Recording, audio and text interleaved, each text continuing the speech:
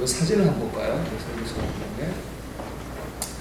이 사진은 2019년 1월 1일 날 정동진에, 속초 정동진에 해맞이 하러 간 사람들 사진입니다.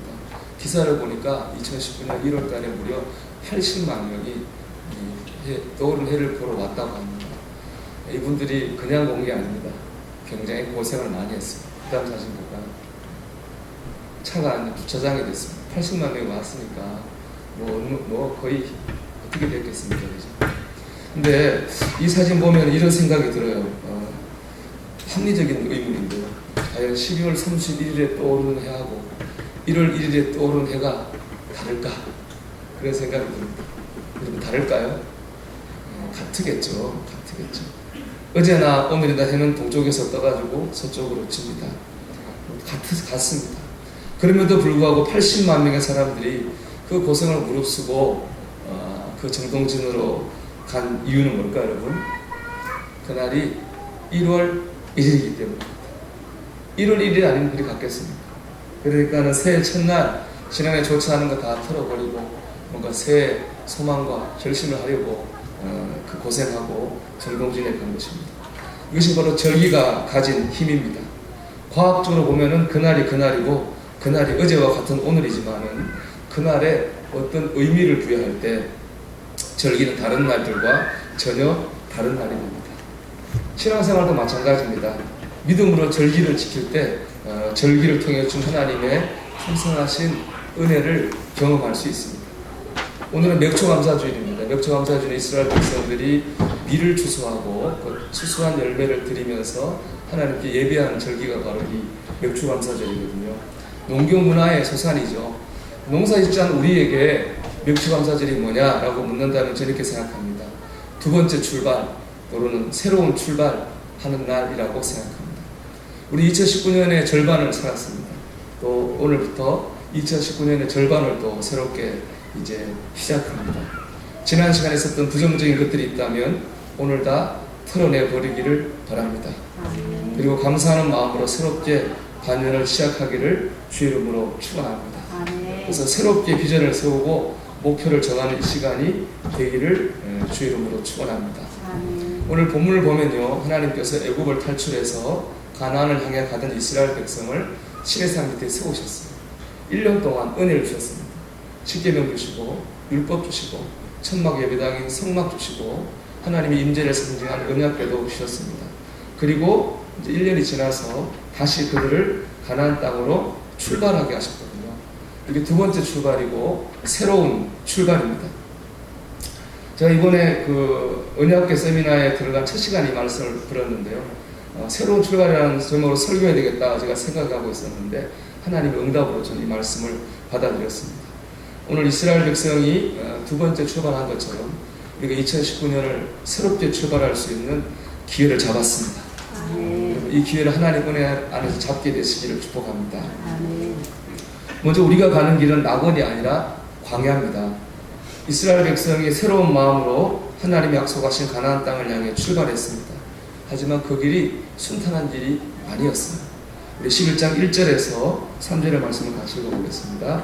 여호와께서 들으시기에 백성이 악한 말로 원망하되 여호와께서 들으시고 진노하사 여호와의 불을 그들 중에 붙여서 진노 끝을 사르게 하시매 백성이 모세에게 부르짖음으로 모세가 여호와께 기도하니 불이 꺼졌더라. 그곳 이름을 다베라라 불렀으니 이는 여호와의 불이 그들 중에 붙은 까닭이었더라. 아멘. 그러니까 길을 출발한 지 얼마 안 돼 이스라엘 백성들이 하나님을 원망했습니다.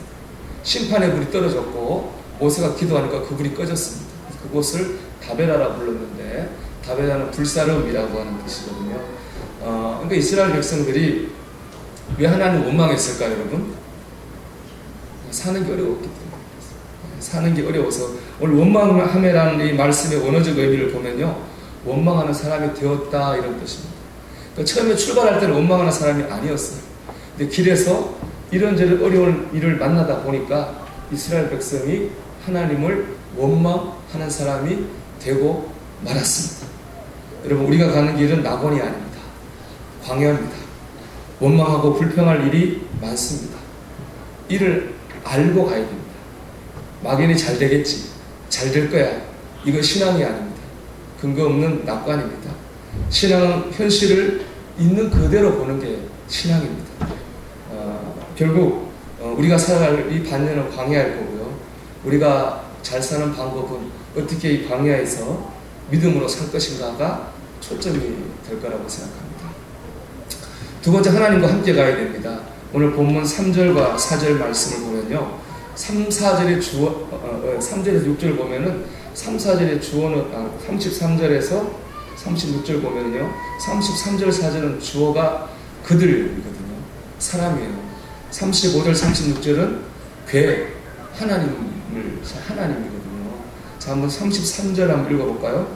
그들이 여호와의 산에서 떠나 3일 길을 갈 때에 여호와의 은알대가 그 3일 길에 앞서가며 그들의 쉴 곳을 찾았고, 그러니까 그들 이스라엘 백성이 떠나 갈 때 하나님이 어떻게 해요? 쉴 곳을 찾아주셨습니다. 34절은요, 같이 읽어볼게요. 그들이 진양을 떠날 때에는 낮에는 여호와의 구름이 그 위에 덮었다. 또 이스라엘 백성이 떠날 때 낮이었는데 하나님의 구름이 덮어주셨어요. 이스라엘 백성이 먼저 움직이니까 하나님 보여주셨거든요. 35절 같이 읽어보겠습니다. 괴가 떠날 때에는 모세가 말하였되 여호와여 일어나사 주의 대적들을 흩으시고 주 옆에서 미워하는 자가 주 앞에서 도망하게 하소서 하였고. 아멘. 괴, 하나님이 떠날 때 모세가 이렇게 기도했습니다. 35절 읽어보겠습니다.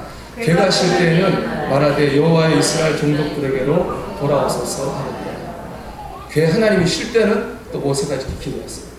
그러니까는 사람이 하니까 하나님이 하시고, 하나님이 하시니까 사람이 하고, 서로 주고받고 했어요. 이걸 한마디로 뭐라고 할까요? 함께. 함께 했어요. 함께. 하나님과 이스라엘 백성의 광야길을 함께 갔습니다. 여러분, 광야길은 우리 혼자 갈 수 있는 길이 아닙니다. 하나님과 함께 가야 됩니다.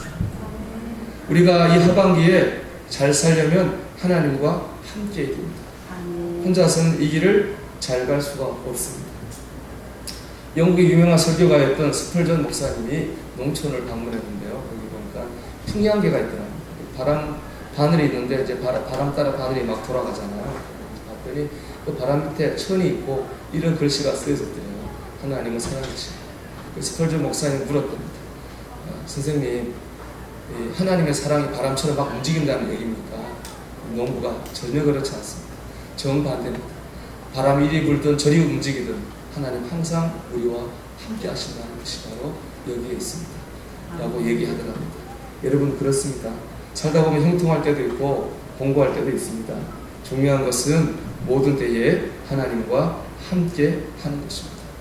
그럴 때 우리는 잘 살 수 있습니다. 은혜가 충만한 삶을 살 수 있습니다. 우리가 하나님과 함께 가기를 바랍니다. 세 번째, 하나님과 함께 하는 것이 목표여야 됩니다. 하나님과 함께 한다고 하는 건 뭘 이루기 위한 수단이 아닙니다. 그 자체가 목표가 되어야 됩니다.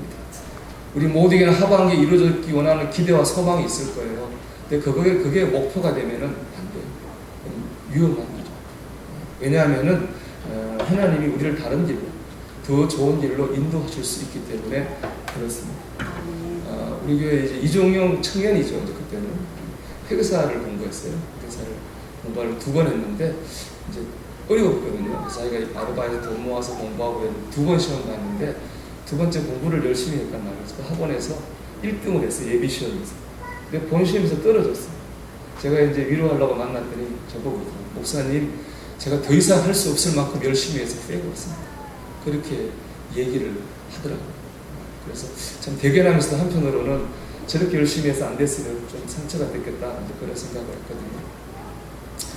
그리고 제가 우리 그 형제에게 공무원 시험 보라고 했어요. 왜냐하면 제가 보니까는 회계사 하면 교회를 못 나오는데 바빠가지고 공무원 해보라고 했어요. 그랬더니 제 말을 들어서인지 어쨌든 공무원 시험을 봤습니다. 근데 준비를 별로 안 했는데 합격했어요. 감사한 거는 그 회사에 들어간 지 한 달도 안 돼가지고 결혼한 자매를 만났어요. 그래서 결혼해서 아기도 또 가져. 참 보면 그런 생각, 하나님의 뜻은 참 알 수가 없다. 죽을 만한 그 힘을 다해서 안 됐을 때 낙심도 했을 텐데 하나님은 더 좋은 길을 예비하고 있었습니다. 그런 생각. 우리가 하나님과 함께 있는 바로 여기에 있습니다. 하나님의 때까지, 하나님의 뜻이 이루어질 때까지 가려면 하나님과 함께 해야 되기 때문에 그렇습니다. 아멘. 여러분, 하나님과 함께하는 우리의 목표가 될 줄로 믿습니다. 아멘. 마지막으로 하나님과 함께하기 위해서 노력이 필요합니다. 열왕기상 8장 12절의 말씀을 한번 같이 읽어보겠습니다. 8장 13절의 말씀을 같이 읽어보겠습니다. 내가 창조 주를 위하여 계신 성전을 건축하였사오니 주께서 영원히 계실 처소로서이다. 아멘. 이 말은 솔로몬이 성전을 짓고 성전 봉헌식에서 한 연설인데요. 이 연설 속에는 이 성전에 하나님이 영원히 계셨으면 좋겠다 하는 솔로몬의 소망이 들어가 있습니다. 과연 솔로몬의 소망대로 하나님 그 성전에 영원히 계셨을까요? 에스겔서 말씀 한번 보겠습니다. 10장 18절 말씀. 여호와의 영광이 성전 문지방을 떠나서 그릇들 위에 머무르니. 여호와의 영광, 하나님이 성전 문지방을 벗어 성전을 떠나셨어요. 왜냐하면 그 성전에서는 우상을 숭배하고 형식적인 예배가 드려졌기 때문에 그렇습니다. 솔로몬의 기대와 달리 하나님은 성전에 영원히 계시지 않았습니다. 이 문제가 언약궤 썰을 때 깨달은 부분, 이런 부분입니다. 하나님은 계신 하나님이 아니고요, 하나님은 거하신 하나님. 계시는 것과 거하시는 것이 어떻게 다르냐? 계시는 건 고정되어 있는, 움직이지 않아요. 거하시는 건 어떤 겁니까? 움직여요. 임하시기도 하고 떠나시기도 하고. 합당하면 거기 임하시고 합당하지 않으면 떠나셔요. 하나님은 그래서요, 계신 하나님이 아니라 하나님은 거하시는 하나님입니다. 하나님이 우리 안에 거하시기 원한다면 우리는 거기에 합당한 삶을 살아야 될 줄 믿습니다. 아멘. 미국의 목회자하고 저술가의 토미 텐이라는 분이 다윗의 장막이라는 책에 보면 이런 얘기 있어요. 한 친구 있습니다. 조언이라는 친구인데 몸무게 130kg. 한 번은 친구 초청받고 집에 가서 앉았는데 나무의자에 앉았는데 나무의자 부러져가지고 사람들 앞에서 아주 부끄러움을 당했어요. 그 다음 초청받으면 그 집을 먼저 둘러봅니다. 그래서 철제 의자가 있으면 무게를 감당할 만한 철제 의자가 있으면 거기 머무르고 없으면 슬픈 얼굴로 떠납니다. 이 친구 기준은 이거예요. 철제 의자가 있다고 하는 건 뭡니까? 정말 나를 초청하는 마음을 가졌구나. 나를 초청하고 환영하는 게 진심이구나 라는 생각이 드는 거고, 그게 없으면 뭐 하는 거예요? 그냥 형식적이구나. 그런 기준을 가진 거죠. 근데 하나님의 임재를 상징하는 히브리어는 카보드거든요. 카보드는 무겁다는 뜻입니다. 우리가 하나님이 거하는 사람이 되기 원한다면은 하나님의 무거운 임재를 준비하는 행동이 있습니다. 그렇지만 하나님이 우리를 떠나가실 것이기 때문입니다. 하나님이 내 안에 거하시도록 우리는 행동해야 됩니다. 예배한 일에 열심을 내십시오. 하나님은 신령과 진정으로 예배하는 자를 찾으신다고 말씀하십니다. 찬양하십시오. 시편 22편 3절 이렇게 고백합니다. 이스라엘의 찬송 중에 계시는 주여, 주는 거룩하십니다. 하나님이 찬양 중에 거하십니다. 찬양을 부르고 들을 때 하나님이 거하시는 거죠. 말씀을 듣고 읽어야 됩니다. 요한복음 1장 14절에 이렇게 말씀합니다. 말씀이 육신인데 우리 가운데에 거하시네.